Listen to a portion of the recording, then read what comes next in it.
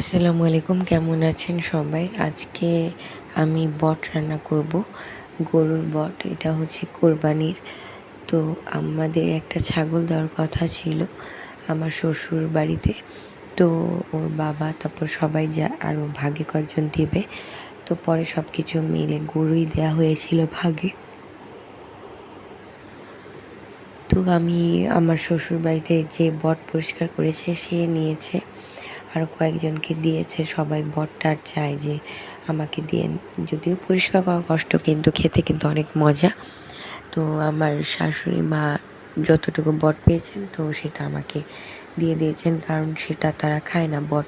আমার শ্বশুর শাশুড়ি কেউই খায় না, কিন্তু আমরা হাজব্যান্ড ওয়াইফ দুইজনই বট খাই। তো আমাদেরকে দিয়ে দিয়েছে। আমি আজকে সম্পূর্ণ বটটাই রান্না করে ফেলবো, যদি থাকে তো বাকিটা ফ্রিজে রাখবো, কারণ বট রান্না করতে অনেক সময় লাগে। আর তেমন একবারে রান্না করলে আমার জন্য ঝামেলা কম হবে। আর ভেবেছি বট আজকে মন ভরে রান্না করে খাবো। তো এই হচ্ছে আমার বট, ধুয়ে নিয়েছি। তারপর বটের জন্য আমি পেঁয়াজ নিয়ে নিয়েছি 1/2 কেজির মতো। এখানে তেল দিয়ে দিব, তেজপাতা, আদা রসুন, গরম মশলা বাটা, আদা রসুন বাটা, কাঁচামরিচ আর হচ্ছে হলুদ, জিরা, গুঁড়ো মশলা যা যা লাগে, লবণ। তো এইভাবে এখন আমি রান্না করতে শুরু করে দিব।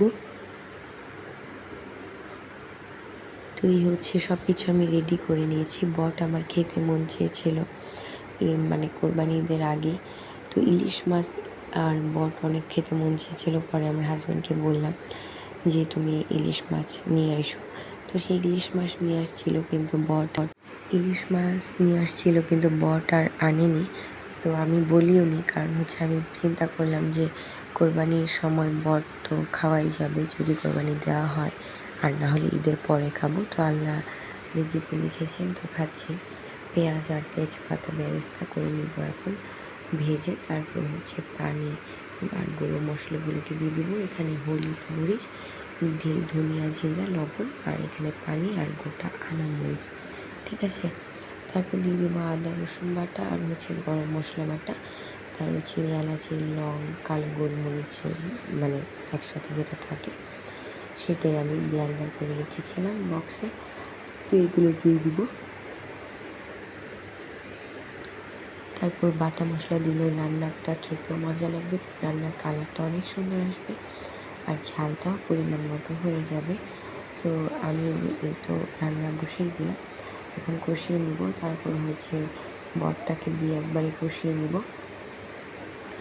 তো যাই হোক, বট পরিষ্কার করা কিন্তু অনেক কষ্টকর। আর ঢাকায় হচ্ছে বট পরিষ্কার করে বিক্রি করে, কিন্তু চুবড়ি তারপরে বাজে, মানে চুবড়ির পরিমাণটাই বেশি দিয়ে দেয়, ভালো লাগে না খেতে, একদম তেলে ভরে যায়। তো ভাবলাম যে ওগুলো 1 কেজি কিনলেও দেখা যায় যে অর্ধেক ফালানোই যায়, অর্ধেক খাওয়া হয়। তো এই আছে এই অবস্থা। তো এই হচ্ছে বটটাকে দিয়ে দিয়েছি, এখন মশলাটা কষিয়ে নেব। তো আমার মানে এক বোন আছে, তাকে বললাম যে বট খাওয়ার জন্য। তো সে বললো যে না, আজকে খাবে না বা কি এরকম কিছু। তো আমি ভাবলাম যে আমার হাজব্যান্ডকে কল দিয়েছি যে তুমি পারলে চলে আসো বাসায়, অফিসে তেমন কাজ না থাকলে, বা এসে খেয়ে যাও দুপুরে, আমি বট রান্না করে ফেলেছি, সে আস্তে আস্তে হয়ে যাবে, এরকম একটা অবস্থা। আমার হাজব্যান্ড বলছে যে বেশিক্ষণ লাগবে না, সন্ধ্যায় আমি বাসায় চলে আসছি, কারণ আমার কাজ প্রায় শেষের দিকে, একবারে চলে আসছি। তো আমি বললাম ঠিক আছে।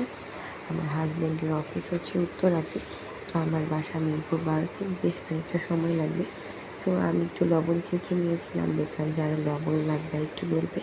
তো বট হতে হতে এখানে আমি কাঁঠাল ভেঙে নিয়েছি, আমার শ্বশুর দেশে থেকে নিয়ে আসছে কাঁঠাল। তো তার মেয়ের জন্য, আমার জন্য, আর আমার মামা শ্বশুরের জন্য নিয়ে আসছে।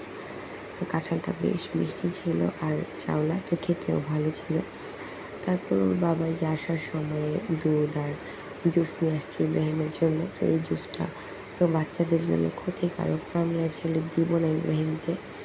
এই এখনি জুসটা, ম্যাঙ্গো যে জুসটা থাকে, আর স্টার শেপের যে একটা চকলেট মিল্ক শেক থাকে, সেটা দিই। তো যাই হোক, পরে ভাবলাম যে ওর আব্বু বললো যে না, বলে কিছুই ছিল না দোকানে, ঠান্ডা ছিল, তো এটাই খাওয়া। তো আমি বললাম যে আচ্ছা ঠিক আছে, এটা পরে খেয়ে নেব। তো এই হচ্ছে অবস্থা। আর ডিমও শেষ হয়ে গিয়েছিলো, ডিম ছাড়া আমাদের তো হয় না। আমার প্রতিদিন 2টা করে ডিম খেতে হয়। আমার 2টা বাচ্চা যেহেতু ওরা বুকের দুধ খায়, আমার অনেক শরীর দুর্বল হয়ে পড়ে আর রান্না-বান্না করতে লেট হয়ে যায়। তো যার কারণে আমি ডিম প্রতিদিন 2টা খাই। সবাই ভালো থাকবেন। আল্লাহ হাফেজ।